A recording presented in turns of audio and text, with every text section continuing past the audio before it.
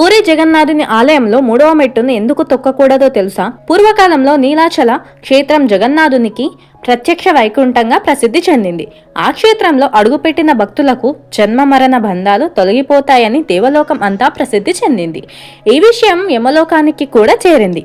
అప్పుడు యమధర్మరాజు ఆశ్చర్యంతో నా అధికార పరిధిలోకి రాని స్థలం భూలోకంలో ఎలా ఉంటుంది అని ఆలోచించి స్వయంగా నీలాచలానికి వచ్చాడు. జగన్నాథ స్వామి సింహద్వారం వద్ద యమరాజుడికి దర్శనం ఇచ్చాడు.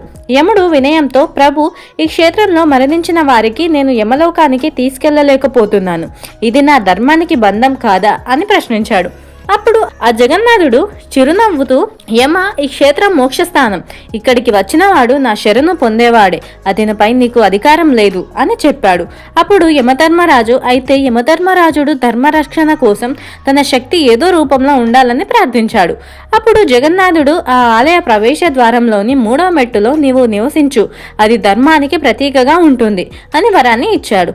ఆ క్షణం నుంచే ఆ మెట్టు యమశీలగా ప్రసిద్ధి చెందింది. మన పురాణాల ప్రకారం ఈ యమశీలను అహంకారంతో తొక్కిన వారు పాపబంధంలో చిక్కుకుంటారు. కానీ వినయంతో దాటిన భక్తులు పాపం నశిస్తాయి. అందుకే భక్తులు ఆ 3వ మెట్టును తాకకుండా దాటడం ఆచారంగా మారింది. ఈ స్టోరీ ఇంట్రెస్టింగ్ గా అనిపించి మొదటిసారి విని ఉంటే ఈ వీడియోని లైక్ చేసి మన ఛానల్ని సబ్స్క్రైబ్ చేసుకోండి. అలాగే మీకు ఆ జగన్నాథుడు అంటే ఇష్టం ఉంటే ఓం జై జగన్నాథ అని కామెంట్ చేసేయండి.